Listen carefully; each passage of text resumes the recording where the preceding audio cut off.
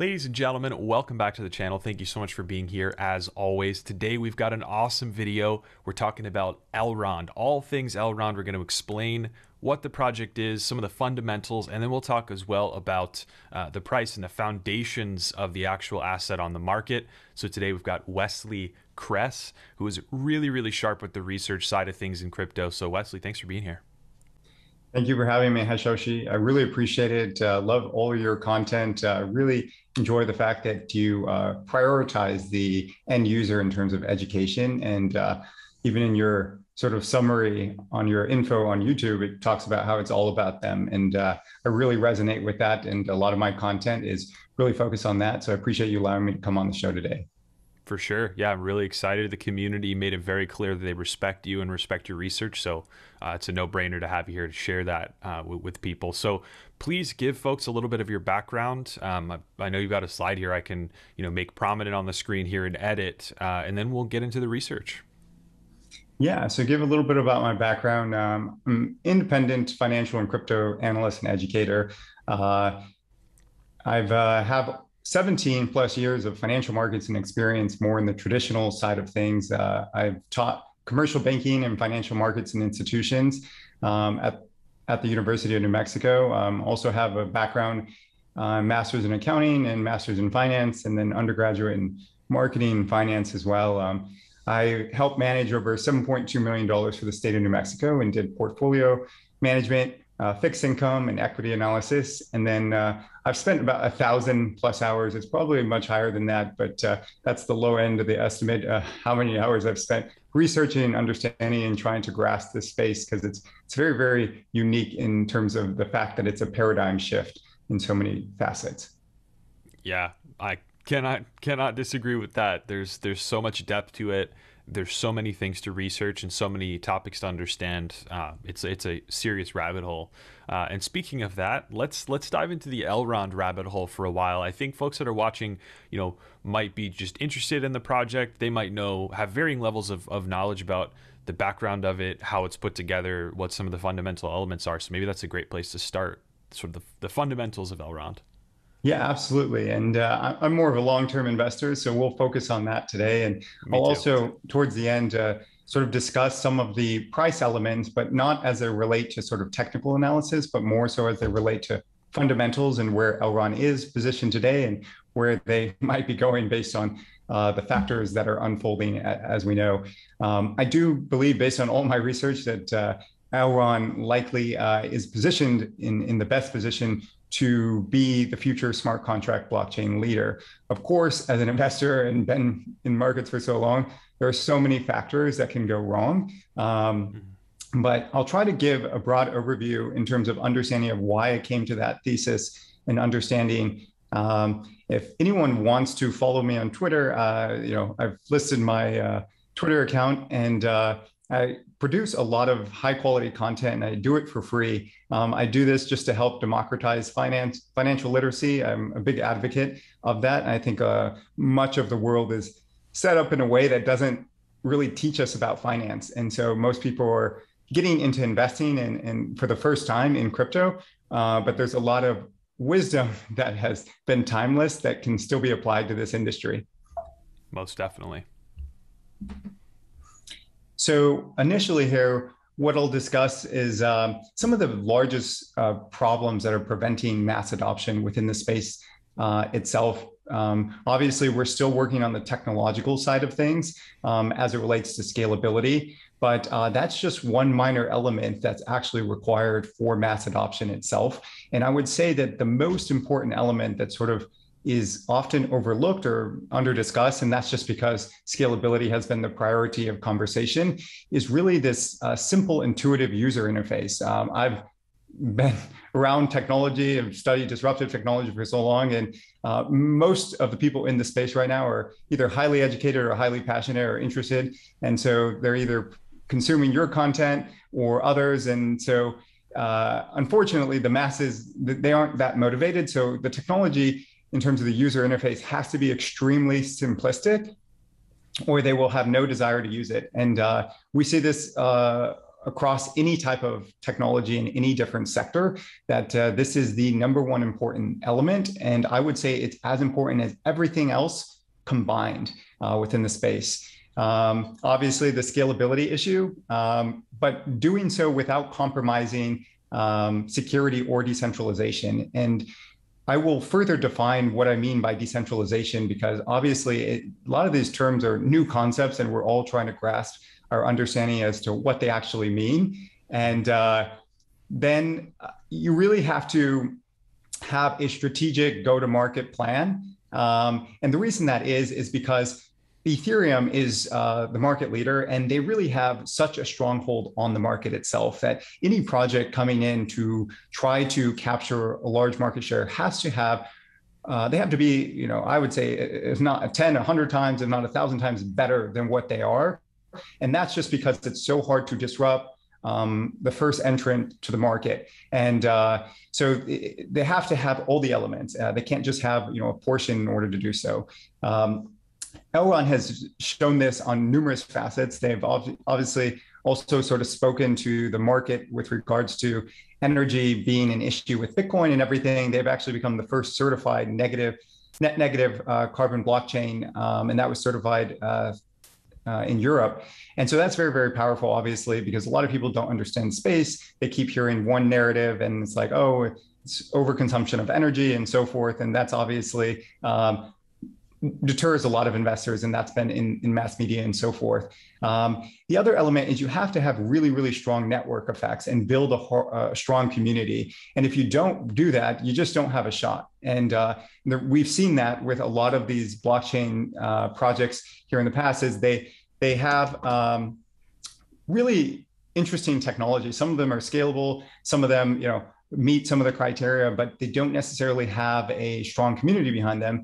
And if you don't have that base, you can't really compete with Ethereum because they have all the users and the liquidity. And so the ability to disrupt that is just unlikely. And so with Elrond, they actually have the second strongest community based on Piccolo Research, which is an independent research firm. They are just behind Cardano. Cardano obviously has the strongest community currently. And so what we're going to discuss is some of the different elements that sort of make up Elrond fundamentally. And this might be helpful for people to understand a framework as to how I'm looking at things. Essentially, the elements that are most important are sort of to the left, which deals with security, decentralization, and scalability. This is the trilemma, as we call it in the blockchain space. And so these are very, very key, but you have to have also interoperability, because if you don't, there's no way to compete in the long term. And so it's not a matter of creating an isolated island, but rather branching out. And this is how network effects increase network effects. And so the design has to focus on that. And then, as we discussed earlier, you have to have a strong community. And then the other element, the economics and tokenomics. It's a fascinating element, which I'll go into more detail later, but I think it's actually the most important thing once you get past the technology phase, that this is going to play the largest role, and it's probably been the least discussed within the space. Obviously, the strategic planned adoption that I discussed earlier, and then the backbone to all of that is liquidity. Right? Because if you don't have liquidity, you can't do anything. And that's why you see all these zombie blockchains, is that they don't necessarily have enough liquidity, they don't have enough users. And so the ability to actually disrupt any portion of the market share is limited. And with all of that is the user interface. The Elrond team designed what I consider the best app within the entire space, which is the Maiar app. It's the most intuitive, it's the most simple, it's the most easiest to use. And it has the same level of security as a Ledger hardware wallet, but it has the convenience of Face ID and tapping on the screen. When you first go into the app, they ask for your phone number, but they don't actually store it. It's just a simple hash that goes onto the blockchain itself. And the other elements that are coming based on having the liquidity, and this is the sequential nature of any blockchain, they have to have the liquidity first, unless you're already Ethereum. Then you can move on to other aspects. And so they have over 200 plus partners. And those tokens can launch once the Maiar exchange launches. They have the NFT marketplace, which is looking really, really interesting based on how it's designed and the user friendliness of the Maiar app itself. And then they also have the launch pad that will be released as well, which will allow projects to actually launch and raise funds on the project. One of the other things to point out with the Maiar app is that they allow for hero tags. So hero tags are very, very important because as humans, we don't communicate in numbers, right? Like I'm not going to call you by a number. I'm going to call you by a name, right? And so humans intuitively communicate based on names and screen names. And that's why almost all our social media has some sort of either screen name or so forth. And it's this concept of social relatedness or social scalability. And it's a very powerful element in networks. And the way they designed it is they created domain name servers as a way of when you onboard onto the Maiar hero tag, it uses a meta transaction to allow you to then have your own hero tag. So we're going to go over each element of those a little bit more in detail. The security is probably the fundamentally most important element of any blockchain because obviously, as new investors going into the space, we're all interested in investing and making money, but you don't feel security day to day. You feel the scalability issue, obviously the high fees that we see on Ethereum and so forth. But with security, everything can be gone in an instant. And so it's actually far more important, even though you don't feel it the way you feel scalability. And with the Elrond network, they have a unique structure in how they scaled.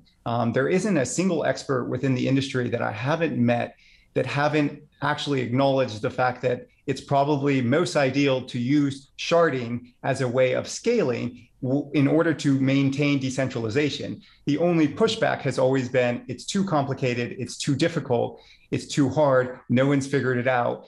But that's the predominant element or discussion, but there is no one that argues the fact that this is actually the best solution as it relates to scaling and maintaining decentralization as it relates to equitable value sharing. So some of the elements that come up when you have network security, they designed a particular model called secure proof of stake, which is a little bit different than the proof of stake model that we see with traditional blockchains. And they uses both the rating of the node as well as the stake. And so the way they did this was very, very powerful in terms as it relates to meritocracy or value sharing on the network. And that's because, in models like Bitcoin and so forth, it can also cause a concentration of pooling of resources and as well as more of a centralization down the road. And it doesn't allow for equitable opportunity. But with that, the security component comes in, such as single shard takeover and other elements of design that maybe aren't as present in other blockchains.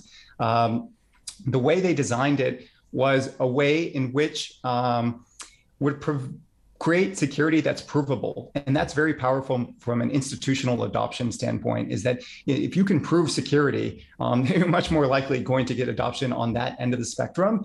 And their model actually allows for that. And if you were to try to basically hack into the network, your odds or statistics mathematically would be 1 in 100 octillion, essentially. But they designed it in a way that the participants within the network actually have something called fishermen and other things that have to pass as well. And so it basically essentially is almost nearly impossible to attack based on how they designed it, which is very, very helpful from a confidence standpoint. We've seen the network be up and live for over 1 year now. And they've had no downtime whatsoever, which is very, very ensuring that that nothing has taken place with regards to that element. Right. The other factors is smart contract security and design, and these are all inclusive within security. They use something called runtime verification, which is one of the best technologies in the space that allows for real-time testing rather than reactive testing. And this allows for both the design of the smart contracts as well as the security as it relates to hacking the code itself. And so that's obviously very, very powerful. They've been an investor. There were a few other blockchains that were invested in runtime verification, but the work that they're doing is very, very important just because the long-term longevity of the space is really contingent on the security side more so than people are discussing. Also, the virtual machine and design and security that they did it so that it's statelessness. So basically, you can't go back once it's gone through the virtual machine, which is very, very powerful. Definitely. And sharding is so interesting in that regard because one of the hardest things, and it's like that allegory with the tip of the iceberg, right? Where the tip you can see, all the rest of it is underwater. And I think that state sharding and that problem of creating a scalable, sharded, decentralized network for transaction processing and reaching consensus, plus an execution environment and getting those things to work together securely and in a performant way is very challenging. And that's one of the things that drew me to Elrond early on as I was researching this space. Yes, and that's very powerful, obviously, too, for an investor, because like we talk about these ideas about barriers to entry, right? If someone's figured out something that's extremely hard to do that no one else will touch, it makes it that much more valuable because they understand it in a way that no one else understands it. And that creates a lot of value and comfortability on an investor standpoint, because it is actually the most pressing issue. It's just no one's been willing to tackle it the way Elrond has been willing to tackle it. And they've been, obviously, the team members have been in the space since 2014, and they really, really understand that the problems that are within the space. And so that gives you a lot of confidence that they're looking at things in a different lens than someone who's just coming into the space. Mm-hmm. One of the other elements that relates to security is this Nakamoto coefficient. And it really is this idea around collusion and the ability to collude. And so obviously security is such a broad topic, but I think it's worth mentioning that Elrond actually has the highest Nakamoto coefficient as it relates to the number of validators that are required to actually collude on the network. And so you want the most requirement to the highest validators. That way it prevents the least likelihood of collusion as it relates to this portion of design of security. That's obviously in stark contrast to some of these other ones that are highly scalable, whether it's Solana, Polygon, obviously we know the Binance Smart Chain, and so forth.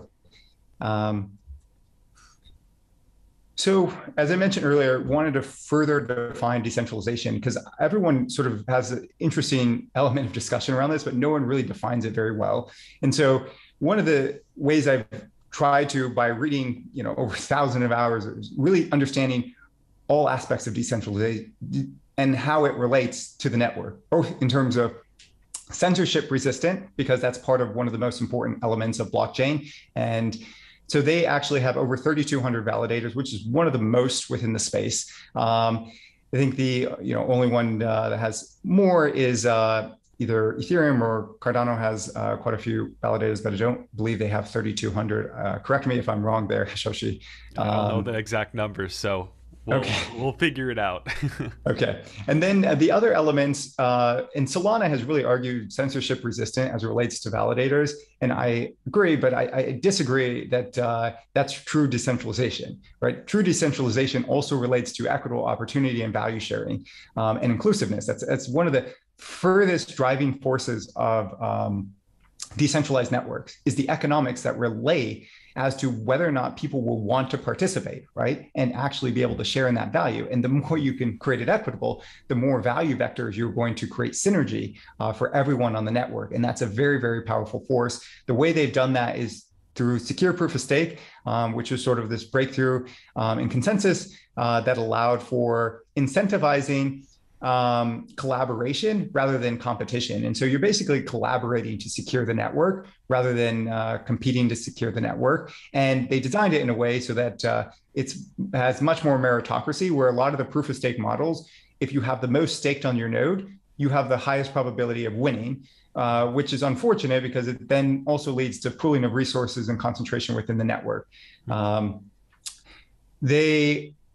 By doing sharding inherently, it allows for a very minimal hardware like a computer to actually participate. And this is very, very key, because that barrier to entry to the everyday individual who wants to participate in validating the network shouldn't have to pay a ton. Otherwise, again, we're just catering to the wealthy, we're just catering to the rich and concentrating that. And that was, part of the whole ethos of blockchain. So as this really interesting backdrop where that was one of the elements. So if we just create something that's scalable and, but it doesn't actually have these elements in it, then we're just creating the same thing, but on the blockchain. It makes no sense. The other element is that they made things very, very easy and simple to use on the end user. So they have over 83,000 users delegating on the Maiar app. And again, there's nothing running on the app except for protecting the network at this juncture. That's really, really powerful to see how simple and easy. And it's a representation of just, the success with the app itself. And anyone can go into it. I've tried staking on different networks and stuff, and there's just so much more involved. I will never send the other stuff to other people that do not know anything about blockchain, because it's too complex for them and there's too many steps involved. The other element is that they have built-in royalties. So over 30% of the royalties for developers are instantly given to the developers. And that's a very powerful incentive for the developer to know that they get 30% of the gas fees with the smart contract. It gives them a lot of confidence and incentive to actually build and develop on this particular blockchain, because they're going to get the most value sharing compared to any other blockchain in the space. Obviously, the negligible fees and so forth are present on some of the other scalable blockchains. But that obviously is a huge value proposition, and why Ethereum is having struggling is because of the high fees for the end user. The inclusiveness, obviously, with some of the hero tags that we discussed earlier, and the social scalability element, the design and user interface of Maiar, and then all of their user interfaces are extremely very clean. Whereas I see a lot of some of these things, they look like they're built in the basement of a garage, and you can hardly see based on the visual representation. And it's not very friendly to the end user who doesn't really care about the technology that much. You also have the negligible fees that we discussed, and also the built-in meta transactions, which helps prevent the friction of onboarding. Other blockchains have some of these elements as well, but they definitely have that with the hero tag. When you first get on, and any other app that's developed on it can also do this as well. Also, I wanted to point out that Elrond is promoting this equitable value sharing better than any blockchain. In fact, even in their research, they're trying to allow a participant to help with the network being a mobile phone. And so this would allow for a new role, and that would change a lot of things in terms of value sharing. If you could somehow play a role within securing the network, or value sharing of transaction fees on the network as just someone from your mobile phone, that would open up a huge door of opportunity for value sharing across the world. Here, just a quick mention of just discussing Elrond, like I said, was in the space since 2014, and you've seen a lot of these blockchains raise and cater to venture capitalists, hedge fund guys, everything that Wall Street is, and so forth. And to me, it just bothers me, because at the end of the day, the whole blockchain space and crypto was really designed for the people themselves, right? And so Elrond understood this, they knew this, and they actually particularly didn't raise tons of funds to not distort the valuation, to allow other people to actually have access to get into. And again, when people ask me well, why do I think Elrond? It's because every action that they do actually represents the people, the end user. The whole ethos of blockchain was to create a change in value distribution and structure, and to create decentralization as it relates to censorship resistant. And so they used their own money initially, over $5 million. So they put skin in the game, which is very, very powerful as an entrepreneur or someone who understands how important that is to really align your incentives. And they only raised about 1.9 million. And there was some from Binance Labs and a few other things. And then they also did an exchange offering as well. But that is in stark contrast to the other blockchains who have catered and, or Solana's raised over $340 million. Cardano's over 62 million, Polkadot's over 293 million, Algorand's over 126 million. And part of this is not necessarily all a negative, right? It's a good thing too, that you're seeing that investors are coming into the blockchain. It's a positive, and I don't want to paint just one side of the picture. But it is important to understand that Elrond is looking out for the end network users of value and allowing them to actually capture some of that value rather than distorting it before anyone has a chance to actually get in.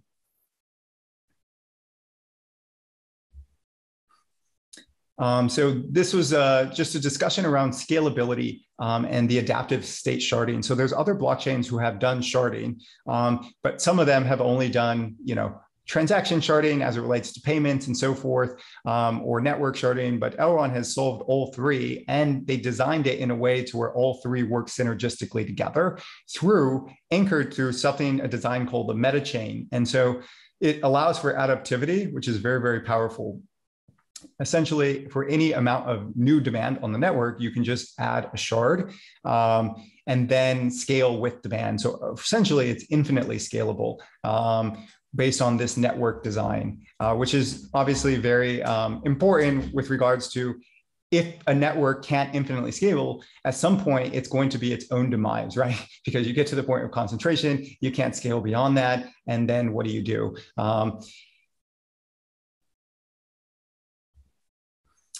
Also, their virtual machine, they designed it from the ground up, and it's actually one of the fastest virtual machines within the space as it relates to being able to process code language, because that's obviously what a virtual machine does, but it also has the flexibility to allow for a multitude of code languages, which is very powerful and important to the end developer. They also were able to make a breakthrough in allowing it to function between the shards themselves, which is very, very powerful. Other blockchains have tried to do this and just been unable to do so.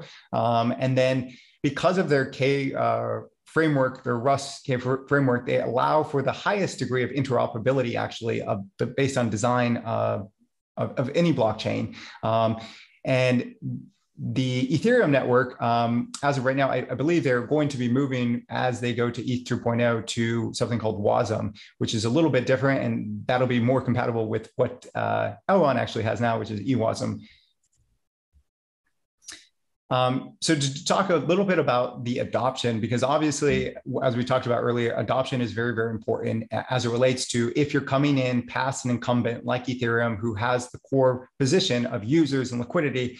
You better start having those. If you don't, you're going to struggle, or you're probably going to end up as a zombie chain trying to compete within the space. And so that's why the strategic plan of actually building out this Maiar end user app was so vital and important, because it would not only incentivize or utilize people to share, because we all are going to share what's easiest within the space to the people who are outside the space, i.e. the masses. And so when you look at the effects of it on the chart here, I tried to take the 1 year period of Ethereum and how many addresses were actually created within that year. And of course, there's so many factors that go into this, but it was just to try to represent how successful the Maiar app actually is and how it's impacting adoption as it relates to the Elrond network. But essentially within the first year's time, Ethereum, they had over 277,000 unique addresses or wallets that were created. In contrast, Elrond had over 605,000, and today it's over 720,000. And you can see when they actually released the Maiar app, you can see this big spike. That's actually when they released it. And so it's had a dramatic effect on the adoption of the network, and also as it relates to other blockchains that have tried to do the same as far as in terms of adoption. It definitely looks like it's doing what they said it was doing or could do.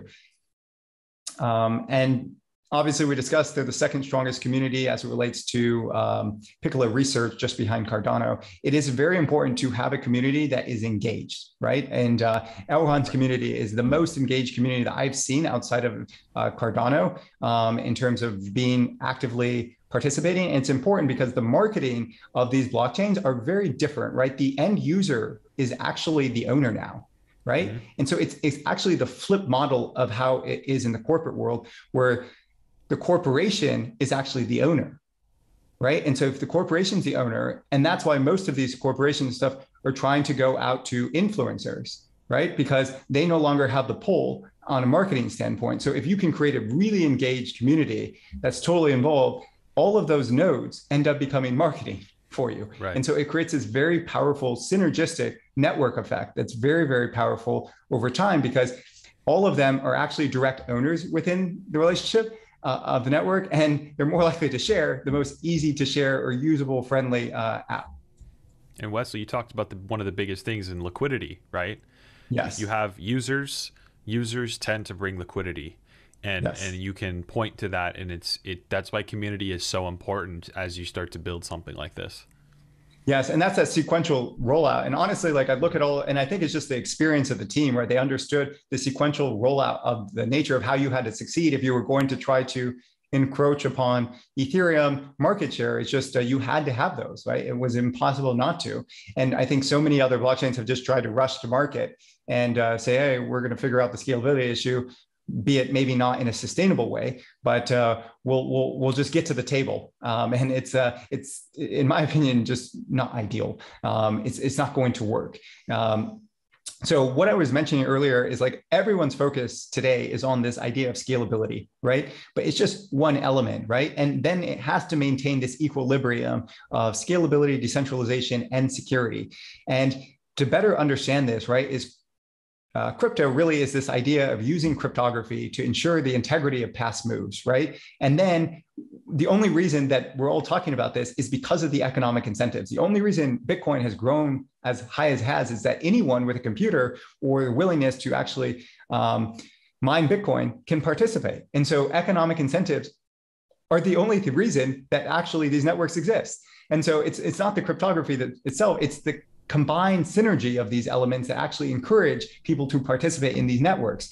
And so we often forget that. And so Elrond, of any of the papers, they actually have an entire paper devoted to the economics of the blockchain, right? And like no other blockchain, like I read it, they pass over it, they do it a little bit, they talk about their tokenomics, and that's about it. But they don't talk about all the value sharing within the developers, how it relates to maintaining value sharing of the end user, as well as being able to have the opportunity of the delegator easily delegating within the app, and then the low entry to barrier of the validators. So all of these things really promote meritocracy, and that's just this idea that there is more equal and fair value distribution across the network, and thus that allows for all the vectors of the network to constantly want to participate, and that creates a very, very powerful synergy.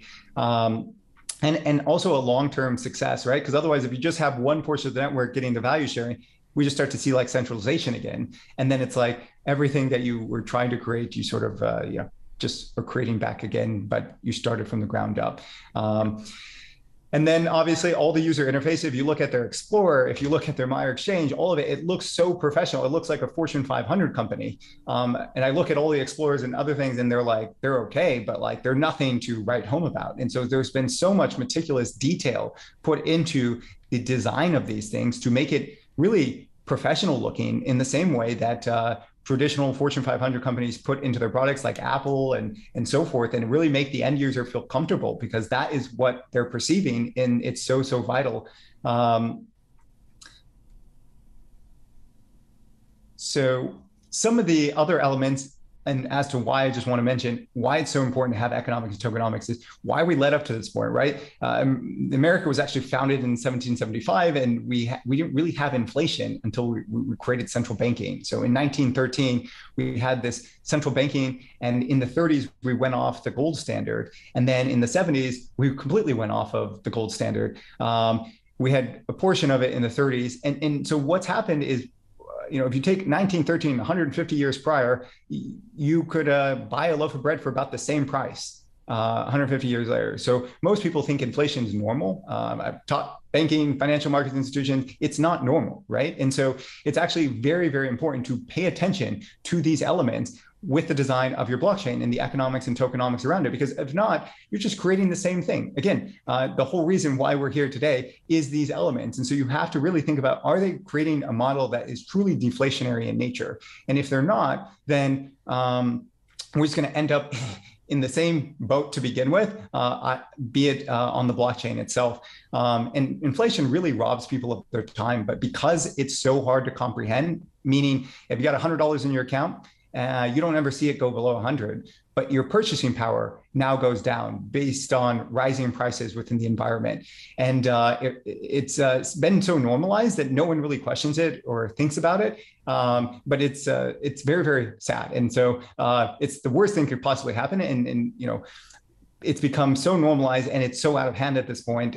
It just gets accelerating even worse than it was before. I mean, the greatest wealth transfer happened in the financial crisis and then in COVID, right? Those are the biggest wealth transfers. We have more wealth disparity today than the Roman Empire did during its time, right? In terms of disparity of the people. And so you're seeing all of this chaos play out. And so it's very, very important to take all these elements into consideration, because there's this element of a quintillion effect where if you're located close to the money printer, you disproportionately benefit, right, than the people furthest away. And so the people who are getting hurt the worst are actually the people, the everyday person, right, who doesn't even understand what financial literacy is or economics or what investing is or anything. And so as investors or leaders within space, I really strongly believe that we have to be the voice for these people because they do not have the understanding or the financial literacy. And so that's why I've spent over 1,000+ hours really understanding the space, because there's so much money to be made in disruptive technology. But it's like, you know, it should follow the ethos as to why blockchain and crypto started. And if it doesn't, then in my opinion, like we're just creating, you know, everything all over again in the wrong way. And so some of the economic models that I've looked at and so forth, they have interesting technology and elements, but again, it's necessity, right? If you don't have the economics, you don't have crypto, right? No one's investing, right? It's not the technology itself. These are what create people to participate. And so they're very important for adoption, but then also long-term sustainability. So most of them have too high of a supply. They also are, many of them are inflationary in nature and so forth.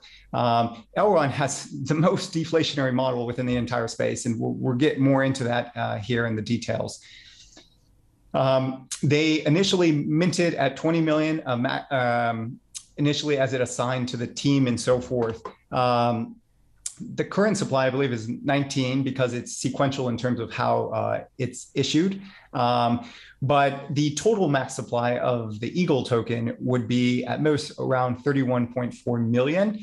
But their max supply is impossible to reach mathematically based on how they design this model, because any amount of transactions of network adoption actually prevent the minting or issuance of that, meaning it replaces it entirely. And so it's a very powerful model. I've yet to see it actually in the space at all. But again, going back to those initial points in terms of deflationary, value sharing, and so forth, and how it's so important for adoption, this element is so key.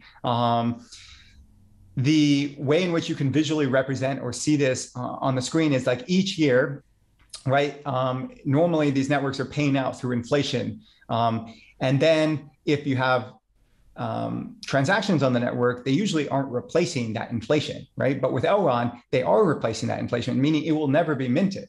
And so you never get to that 31 million. So as it scales with adoption. And that's so powerful. Like it incentivizes both the team and the network of participants to actually push for adoption in a way that we haven't seen before, because it directly benefits everyone by creating value in ways that we just haven't seen before.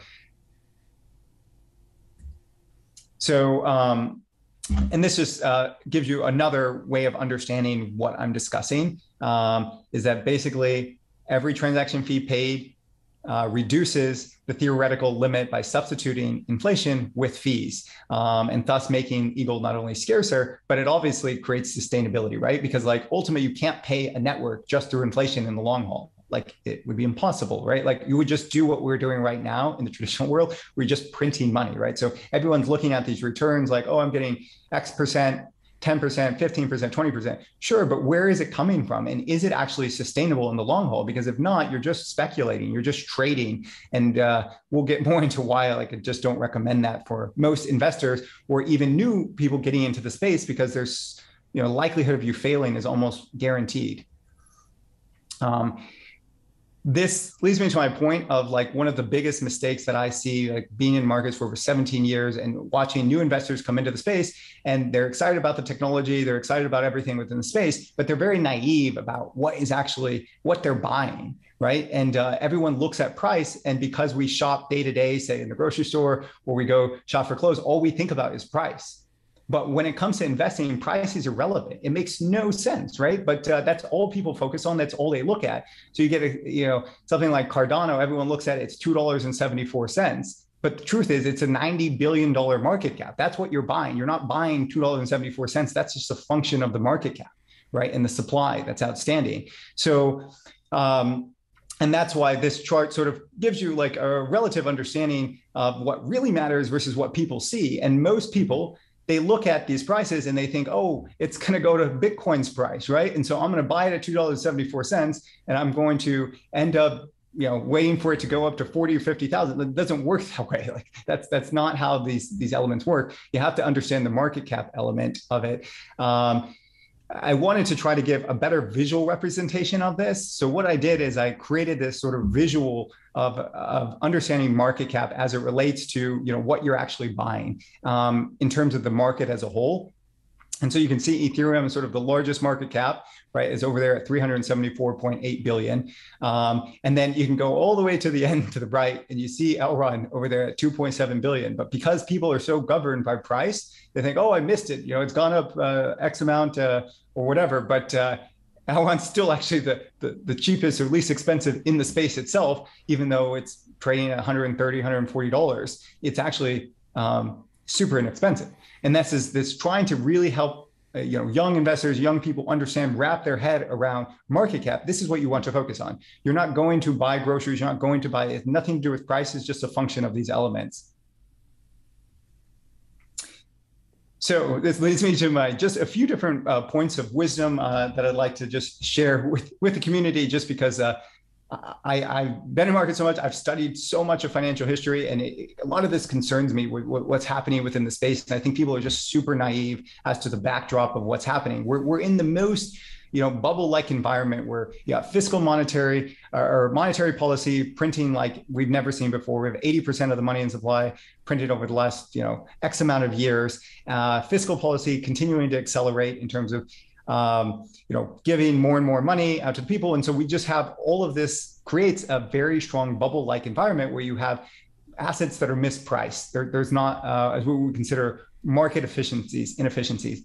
You combine that with the fact that this market is very nascent. And the way I justify this is you could look in traditional markets, there's no arbitrage opportunities. I can promise you that. Every portion of it is efficient. And the reason that is because all the participants are participating, and had the arbitrage been available, they would have corrected it. And so that's very evident within the space. It's super strong. That's you seeing one price on one exchange and another price on another. That's arbitrage opportunity, right? You can buy lower on one and sell higher on another, and you get instant profit with no risk. Then, realizing that this is disruptive technology. And if you look back in history on the tech boom, right, in the late 90s, early 2000s, there was a huge bust, right? And so like as an investor, I'm looking at the space and I'm like, the first thing like I'm thinking about is like, if I'm wrong, or if we're all wrong, how bad could it get? Right. And so these are things that, like, being in the space so long, that I really concerns myself, because everyone's just going in there buying things randomly, and they don't really have a really basis understanding of the technology or the environment or where we are within that portion of the market.